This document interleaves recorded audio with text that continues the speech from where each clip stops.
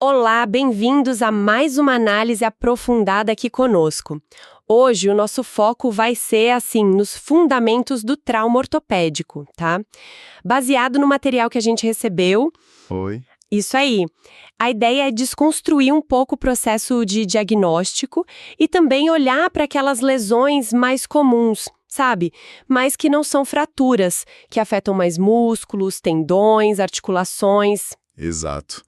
É uma base mesmo para entender como o corpo reage a certos tipos de impacto, né? Isso, então a nossa missão aqui é entender primeiro os componentes básicos.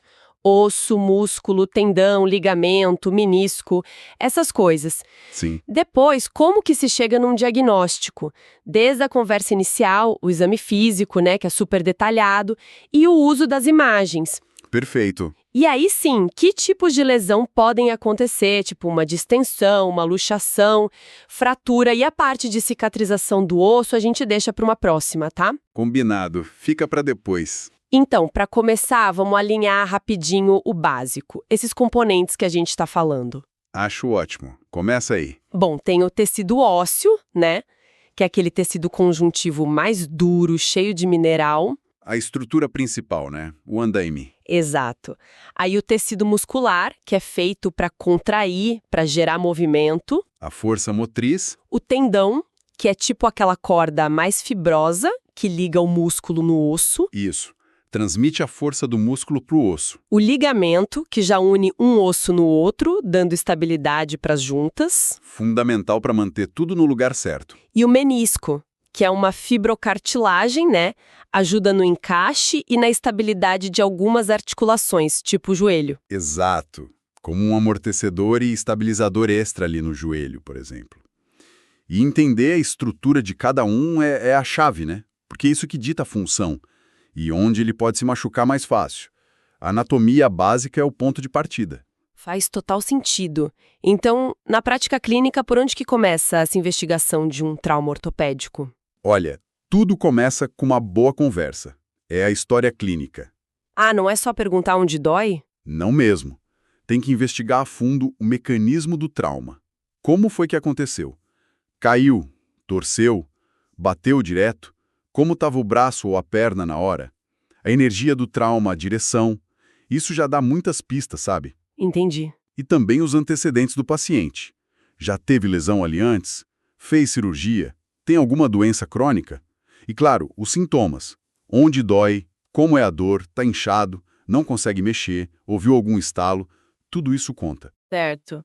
E depois dessa conversa bem detalhada, aí vem o exame físico. Aquele clássico. Olhar, palpar e imobilizar. Correto. É a sequência lógica, né? Sistemática. A gente começa pela inspeção, o olhar. O que a gente busca aí? Bom, sinais óbvios como deformidades grandes, mas também coisas mais sutis. O inchaço, que a gente chama de tumefação, a cor da pele, tá pálida, tá meio roxa, cianótica, isso pode ser problema vascular sério. E é importante diferenciar equimose, que é só o sangue vazado ali debaixo da pele, a mancha roxa comum. Aquela mancha normal de pancada. Isso, diferenciar do hematoma, que já é uma coleção de sangue mais funda, um bolo de sangue, digamos assim. Ah, entendi a diferença. A gente olha também cicatriz antiga, lesão na pele, se o músculo está mais fino, atrofiado por falta de uso, e a posição do membro, por exemplo, perna mais curta e virada para fora. Isso sugere muito fratura de colo de fêmur. Nossa, então só de olhar já dá para ter umas suspeitas bem importantes, né? Tipo, risco de síndrome compartimental, problema de circulação. Sem dúvida. Uma mudança rápida na cor, ou um inchaço que está muito tenso, duro, desproporcional, são sinais de alarme. Tem que investigar a circulação e a pressão ali nos tecidos na hora. Não dá para ignorar. Ok. Depois de olhar bem, a gente passa para a palpação, para o toque. O que é fundamental sentir aí? Aqui o toque é direcionado. A gente palpa a pele para ver temperatura. Frio pode ser má circulação. Quente pode ser inflamação. E a sensibilidade, né? Alteração na sensibilidade pode indicar lesão de nervo. Certo. Palpa os tecidos moles buscando onde dói mais, o edema se ele está mole, depressível ou se está duro, se tem algum buraco no músculo. E, assim, ponto crítico, palpar os pulsos distais abaixo da lesão Ah, isso é e importante. comparar com o outro lado. Se o pulso sumiu ou está muito fraco, é emergência vascular. Palpa também os ossos, as articulações, procurando dor bem no ponto, crepitação ou líquido na articulação. Essa questão do pulso e da sensibilidade parece ser um ponto de checagem obrigatório mesmo. É mandatório. Um comprometimento neurovascular agudo, nossa, pode levar a dano permanente em poucas horas. Tem que palpar com cuidado. E a terceira etapa? Mobilizar. Como que a gente avalia o movimento? Aqui é a função, Primeiro, a mobilidade ativa. A gente pede para o paciente mexer a articulação. para ver o que ele consegue fazer sozinho. Quando mexe. Depois, a mobilidade passiva. Aí é o examinador que move a articulação do paciente, com cuidado, suavemente. Testando o limite. Isso, testando amplitude máxima em todos os planos. E enquanto a gente mexe, a gente sente a qualidade do movimento. Tem algum bloqueio? Dói. E muito importante, tem instabilidade? A junta parece frouxa, desloca de um jeito estranho. Em fraturas antigas que não colaram direito, a pseudoartrose, a gente pode até sentir movimento onde não era para ter. E você mencionou a escala de Daniels para força muscular. Como ela funciona assim na prática? A escala de Daniels é uma ferramenta bem simples, universal, para a gente graduar a força do músculo, de 0 a 5. 0 a 5. 0 é nenhuma contração, nada. Grau 3, por exemplo, o músculo consegue vencer a gravidade, tipo levantar o braço, mas não aguenta nenhuma resistência que eu aplique. Ah, tá. E grau 5 é a força normal. Ela dá uma medida mais objetiva, sabe, do quanto a lesão está impactando a função e ajuda a acompanhar a melhora depois. E claro, a gente anota os movimentos que avaliou, flexão, extensão, abdução, adução, rotação, tudo direitinho. Entendido. Mas nem sempre só o exame físico fecha o diagnóstico, né? Aí que entram os exames de imagem. Qual que costuma ser o primeiro? Geralmente é a radiografia, o raio-x. É o basicão para avaliar o osso. O ponto de partida. Sim, e tem umas regras básicas importantes. Fazer pelo menos 2 posições, 2 incidências, geralmente AP e perfil. Tem que pegar as articulações acima e abaixo da área suspeita. Para ter uma visão completa. Exato, e em algumas partes, tipo mão, pé, joelho, às vezes precisa de umas posições oblíquas também.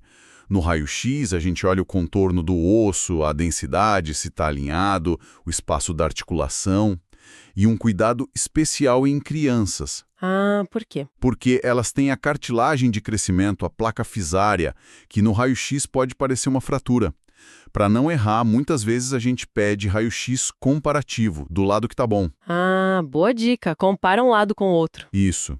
E claro, se tiver fratura, descrever ela direitinho é fundamental para planejar o tratamento. E o ultrassom, a ecografia, onde que ele se encaixa no trauma? O ultrassom é fantástico para ver partes moles mais superficiais e líquido. Ótimo para ruptura muscular, tendinite, ruptura de tendão, derrame na junta, hematoma. Ele vê bem essas coisas. Vê muito bem. E a vantagem é que ele é dinâmico. A gente pode pedir para o paciente mexer enquanto faz o exame. É acessível, rápido, não tem radiação. O ecodoppler ainda vê o fluxo de sangue. Mas tem limitações. Tem. Depende muito de quem faz o exame, do operador, e é ruim para ver coisas mais profundas, tipo os ligamentos cruzados lá dentro do joelho ou em pacientes mais obesos. E não é o ideal para ver o osso em si. Para osso mais complexo aí, a tomografia, a TAC, é melhor então. Exatamente. A tomografia computadorizada, a TAC, usa raio-x para fazer imagens em fatias, dá uma visão super detalhada do osso. É o exame de escolha para fraturas complexas, principalmente as que entram na articulação, as intraarticulares. E também para avaliar a fratura em lugar específico, tipo úmero proximal, pelve, acetábulo, calcâneo, vértebras. As reconstruções em 3D que ela faz são ótimas para o planejamento da cirurgia, é rápido. E a desvantagem? A dose de radiação é maior, né? E se tiver metal, tipo placa ou parafuso, pode atrapalhar a imagem da artefato. Entendi. E a ressonância magnética, a RMN, qual que é o superpoder dela? Ah, o superpoder da ressonância magnética são as partes moles. Ela dá imagens com um detalhe incrível de ligamento, menisco, tendão, músculo, cartilagem. É aqui ver tudo isso aí. É o padrão ouro para lesão de ligamento e menisco do joelho, manguito rotador lá no ombro, tendão do tornozelo, tumor de partes moles. E um ponto crucial, fratura de estresse, sabe? Aquela por fadiga. Sim, de esforço repetitivo. Isso. Muitas vezes ela não aparece no raio-x no começo. Se a suspeita clínica é alta, aí a RMN ou a cintilografia óssea podem confirmar. Ah, então para fratura de estresse ela é chave. É chave. As desvantagens são o custo, o tempo que demora o exame e as contraindicações, né? Quem tem marca-passo, alguns metais no corpo, não pode fazer. Fica claro que cada exame tem seu lugar e sua hora, né? Agora, vamos focar um pouco nas lesões traumáticas fundamentais, deixando as fraturas para a próxima conversa. Começando pelas lesões musculares. Parecem super comuns, né? Principalmente em quem faz esporte. Sim, extremamente comuns. Respondem por uma fatia enorme das lesões esportivas. O diagnóstico é mais clínico mesmo, mas o ultrassom ou a ressonância ajudam a confirmar, a ver o tamanho da lesão. E o tratamento inicial? Aquele famoso RAIS. Isso. O tratamento inicial clássico é o RAIS. Repouso, gelo, ice, compressão e elevação. O gelo faz o vaso contrair, diminui a inflamação, o metabolismo ali no local. Compressão e elevação ajudam a controlar o inchaço. Mas isso mudou um pouco, né? Mudou. Hoje a gente fala mais em price, que adiciona proteção, ou até police, que troca o repouso absoluto por carga ótima e progressiva, o optimal loading. A ideia é que o repouso total nem sempre é a melhor coisa. Um pouco de estímulo controlado pode ajudar. Interessante. E o que acontece dentro do músculo quando ele se machuca? Bom, o músculo passa por umas fases. Primeiro, degenera o tecido que machucou. Aí vem uma fase inflamatória para limpar a área. Basicamente, a gente divide em lesão direta, que é por um impacto de fora, tipo a contusão, a pancada direta, que faz um hematoma. A famosa paulistinha. Isso. Ou a laceração, que é um corte mesmo. E tem as indiretas, que são por forças de dentro do corpo. A mais comum é a distensão, o estiramento. Acontece quando o músculo é alongado demais, muito rápido. E tem graus também. Tem. A gente gradua a distensão. Grau 1 é só um estiramento leve, sem romper fibra. Grau 2 já tem ruptura parcial das fibras, forma hematoma. E o grau 3 é a ruptura completa. Muitas vezes dá para sentir um buraco ali, o pessoal chama de sinal da pedrada ou hachaço, e a pessoa perde muito a função. Nossa. E tem outras coisas também, tipo cãibra, a dor muscular tardia, a DOMS, aquela dor que vem 1 ou 2 dias depois de um exercício muito intenso ou diferente. Ah, sei qual é. E a grave síndrome compartimental, que é quando o inchaço é tanto que aumenta demais a pressão dentro do músculo e corta a circulação. Isso é uma emergência séria. Ok. Seguindo para os tendões. Eles conectam o músculo no osso, mas tem uma característica que complica a vida deles, né? Sim, a vascularização deles é relativamente pobre. Esse é um ponto-chave. Recebem pouco sangue. Isso. Menos sangue, menos oxigênio, menos nutrientes. Resultado, a cicatrização é bem mais lenta e difícil do que no músculo. E quais são as lesões comuns do tendão? Bom, tem a ruptura tendinosa, que pode ser parcial ou completa, a tendinite, que é inflamação aguda, geralmente por sobrecarga, esforço repetitivo, a tendinose, que já é um problema crônico, degenerativo, mais ligado a desgaste, envelhecimento, não tem tanta inflamação assim. Essa deve ser mais difícil de tratar. É bem desafiadora porque é degenerativa e a vascularização é ruim. E tem a tenossinovite, que é quando inflama o tendão junto com a bainha que envolve ele. Entendi. Agora as articulações. Primeiro os ligamentos, que unem osso com osso. A lesão mais famosa aí é o entorse, né? Ou esguince. Exatamente. O entorse esguince é uma das lesões mais frequentes do sistema musculoesquelético. Acontece quando uma força, geralmente uma torção ou uma angulação, estica demais ou até rompe os ligamentos que dão estabilidade para a junta. E a classificação por graus ajuda no tratamento, né? Ajuda muito. Grau 1 é um estiramento do ligamento sem ruptura grande. Dói num ponto específico, incha pouco, não tem estabilidade. Grau 2 já tem ruptura parcial do ligamento, a dor é mais espalhada, O inchaço é o moderado, pode ter mancha roxa e às vezes tem uma instabilidade leve quando a gente examina. Grau 3. Aí a ruptura completa do ligamento, a dor é intensa, o inchaço e o hematoma são grandes e a instabilidade da articulação é bem clara no exame. Como que a gente confirma esse diagnóstico e como trata cada grau? O diagnóstico é principalmente clínico, baseado na história e no exame físico. A dor, o inchaço, a instabilidade. O raio-x é fundamental para ver se não quebrou nenhum osso junto. Sempre fazer raio-x, então. Sempre. Para descartar fratura.